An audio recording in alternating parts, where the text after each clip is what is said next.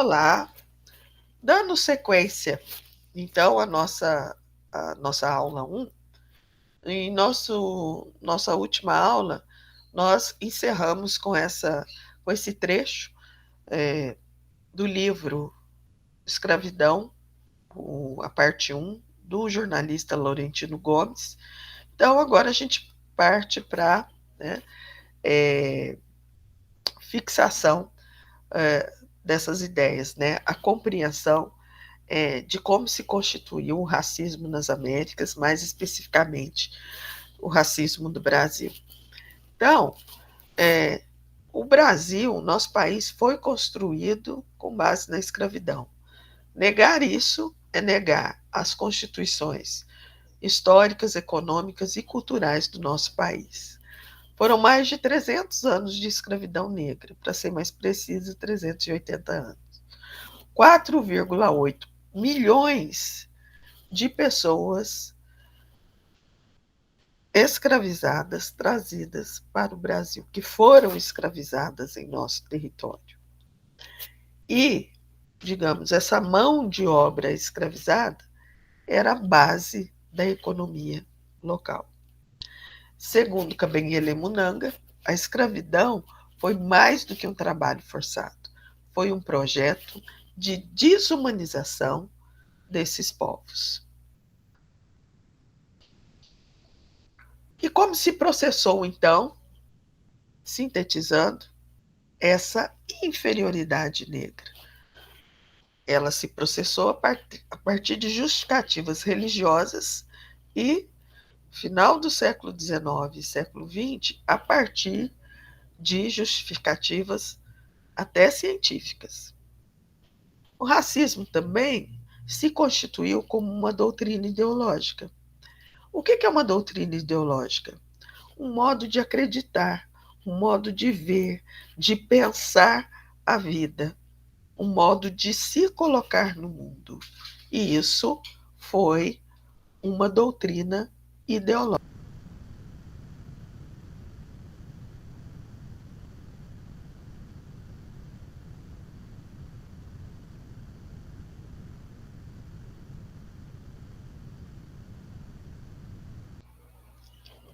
O negro é sempre visto como um objeto e não como um sujeito histórico e de direito.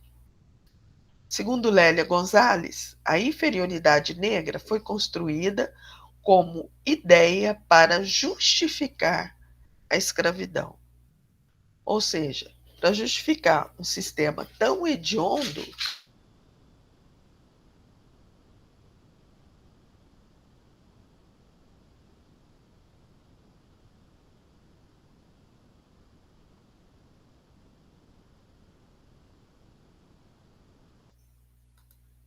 eu precisava de todo um sistema de crenças, de valores, que de uma ideologia que justificasse e que aceitasse o negro como inferior.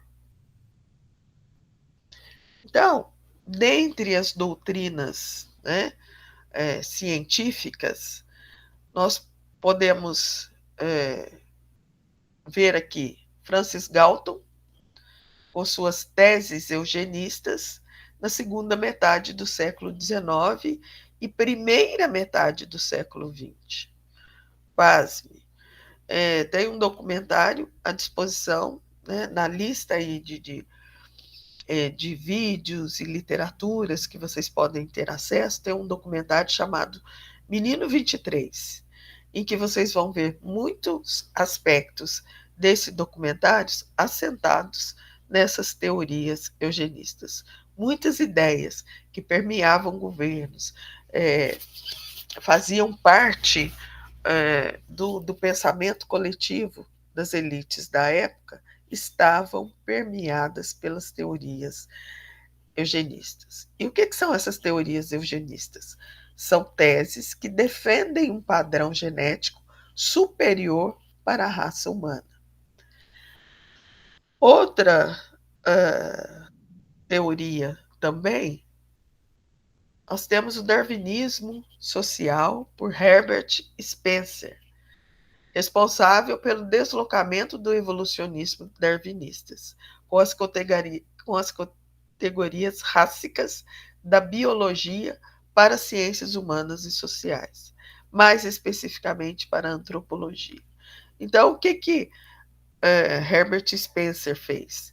Ele pegou os conceitos da biologia desenvolvidos por Darwin e trouxe esses mesmos conceitos para as ciências humanas e sociais e para a antropologia, né? Criando com isso a teoria do darwinismo social. Sobrevivência do mais forte, né? Então, veja, eu tinha dentro da ciência, e quando eu falo que eu tinha dentro da ciência, a ciência até então produtora de saberes confiáveis, né? Dando a base, dando a sustentação a partir das teorias mais absurdas para justificar a inferioridade dos povos negros. E nós temos também a ideologia eurocentrista, que vai de 1870 a 1888, portanto, 18 anos, né, que buscavam diuturnamente provar que os povos negros não tinham inteligência, eram criaturas sem belezas, eram preguiçosos e vagabundos.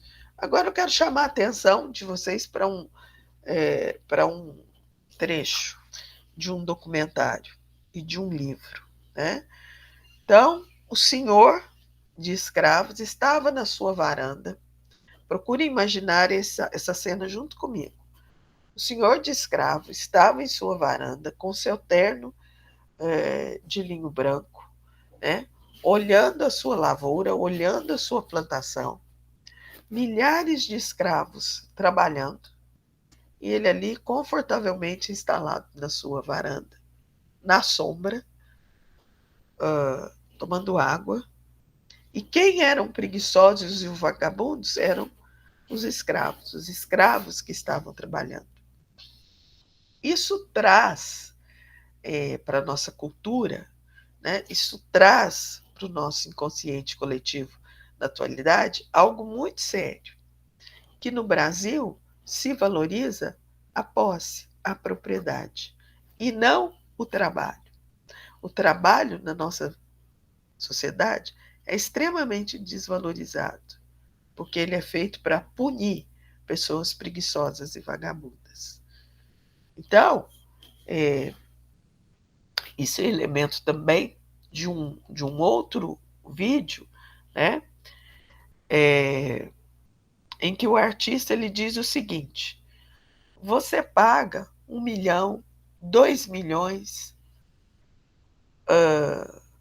em um apartamento, na cobertura, na praia de Copacabana, com vista para o mar. Mas se um trabalhador vem e te cobra 5 mil para pintar o seu apartamento, 10 mil que seja, você vai achar caro. Então, veja bem, foram ideologias construídas, né, que, além de buscarem desclassificar, inferiorizar a população negra, também desclassificam, inferiorizam o contingente de pessoas que efetivamente trabalham. O valor está no patrimônio e não no trabalho que se realiza. E procuravam, né, vender a ideia que os escravizados tinham a tendência a serem violentos e a roubarem, era uma raça amaldiçoada por Deus, segundo citações bíblicas. Portanto, né, uma ciência, uma ideologia eurocentrada que a todo momento negligenciava a existência dos negros na sociedade brasileira, né? Negligenciada, era violenta, era agressiva, cujos reflexos estão presentes na nossa sociedade até os dias de hoje, como a gente vai poder ver na nossa aula 2. Então, o que eu tenho, né, de resultado desse processo todo? Eu tenho a falsa abolição e a permanência até os dias atuais do racismo. Isso permanece, né? Por quê?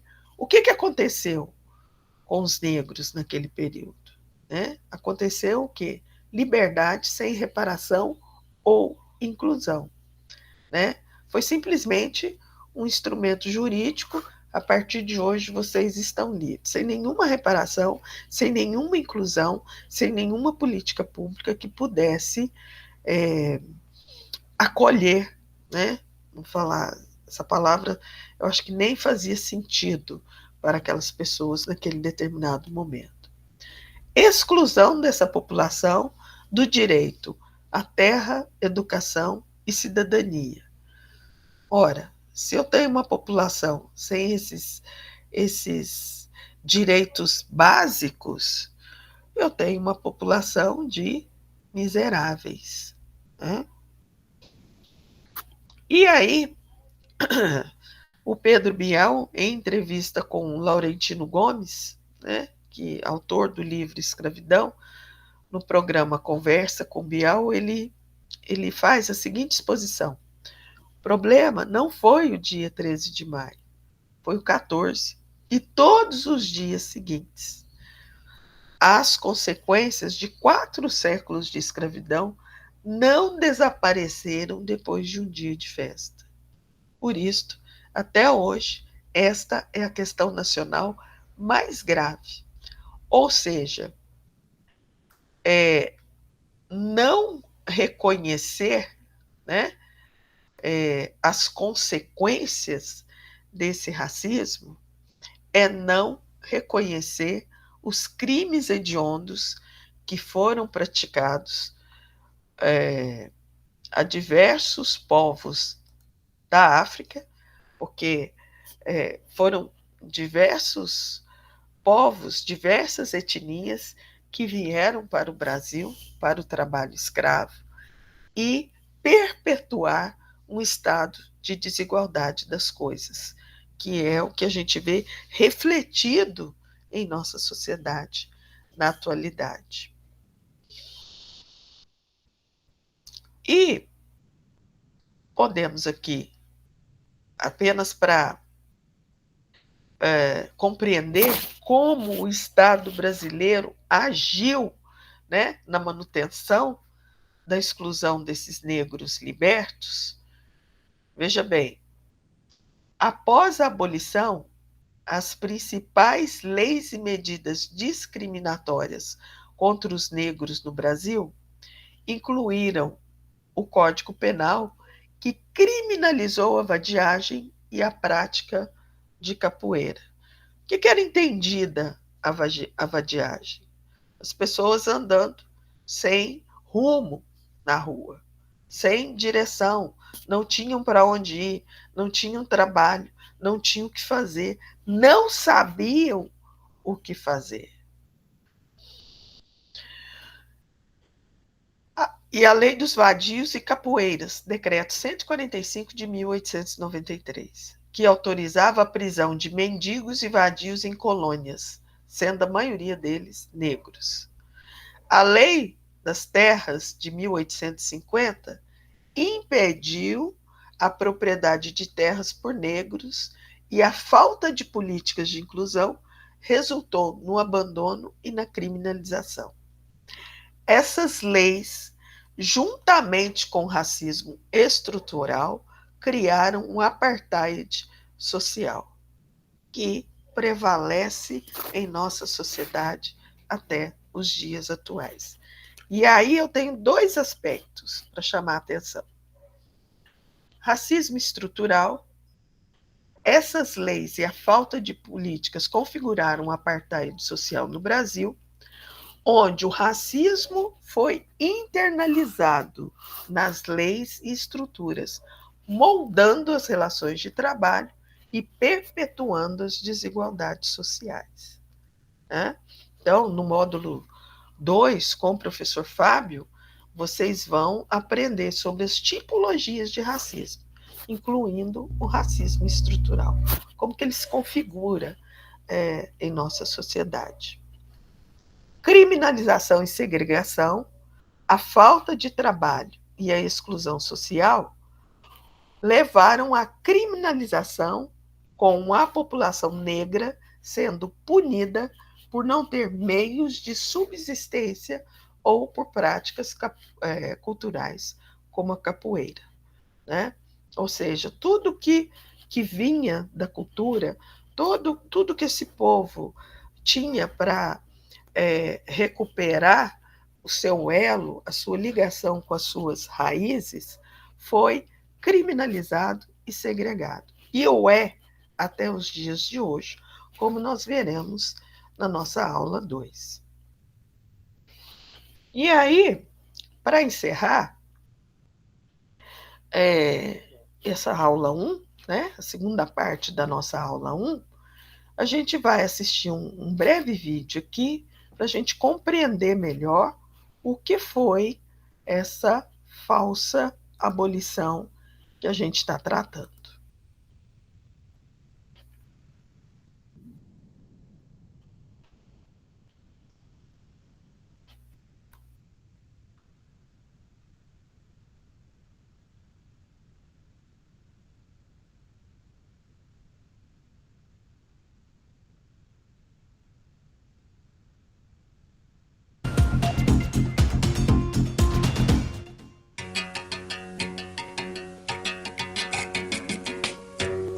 Se hoje você vê um grupo de formandos em medicina formado por brancos e grupo de pessoas da Conlurb, garis, formado por negro, é porque sim, mano, é o que sobrou pra gente. Os negros têm o que sobrou.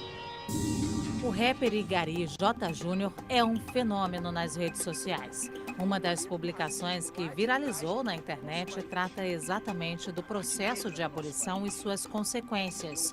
Ele se notabilizou por ter um discurso politizado, com muitas referências históricas e, ao mesmo tempo, com uma linguagem acessível aos moradores de periferia. O que eu falei ali não é nada diferente do que muita gente já fala. Só que as pessoas falam com palavras muito bonitas.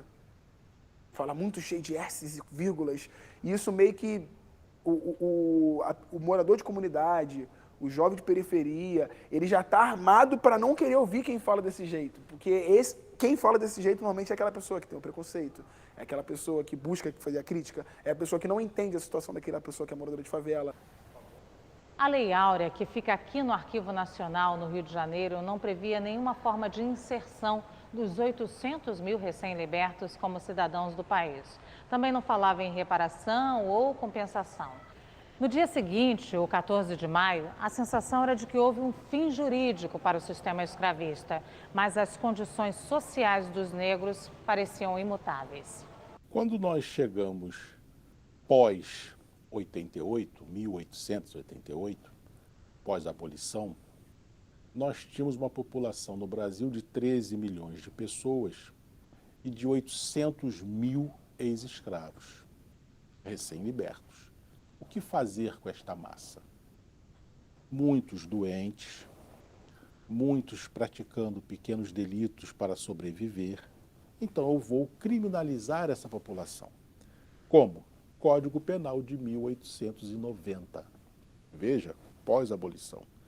Criminaliza a capoeira, torna ilícito penal a vadiagem, porque muitos ex-escravos ficavam perambulando pelas ruas.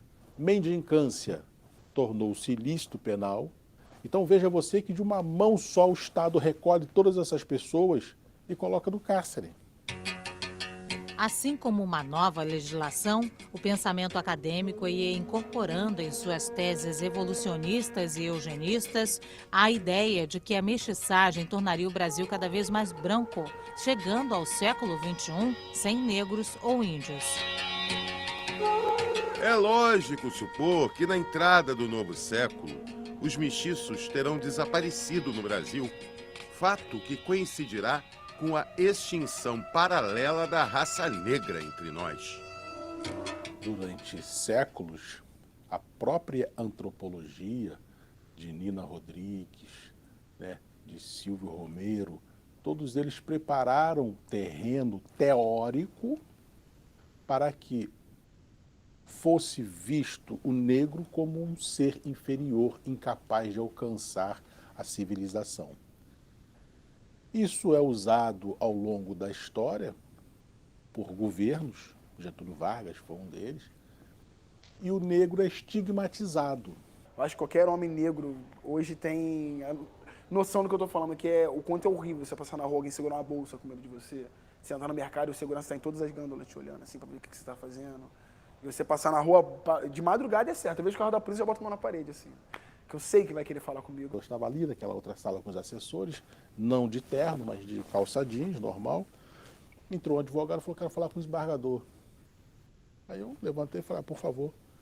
Entrei, sentei naquela cadeira que está ali, que é a minha cadeira, e ele sentou naquela. Aí ele ficou me olhando. Aí eu falei: só quer falar com o desembargador? Ele vai demorar a chegar? Não, já chegou, ele está aqui na sua frente. Desculpa, puxa.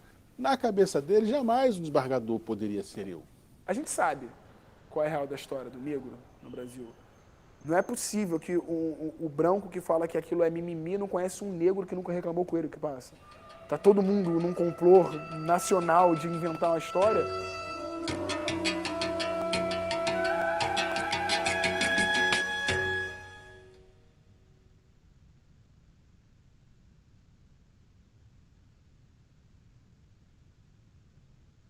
Somos livres ou escravos? Na quarta reportagem da série 14 de maio, o dia seguinte, conversamos.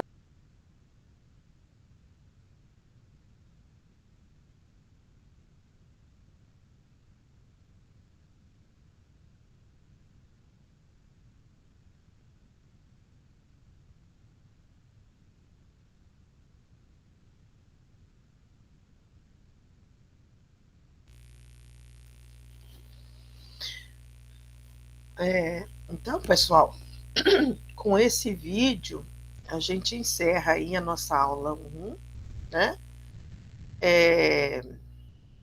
Eu deixei aqui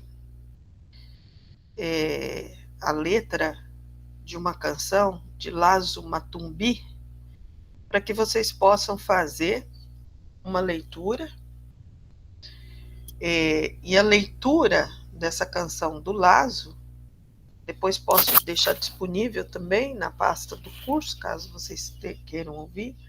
A leitura dessa letra do Lazo vai auxiliar vocês na participação do Fórum 1, que a gente vai ter nesse módulo 1, né? Para a gente refletir sobre como que essas questões, né, iniciadas lá com o período do tráfico negreiro, reverberam na nossa sociedade até os dias de hoje, né? E como essas questões consolidam o racismo que a gente tem na nossa sociedade na atualidade.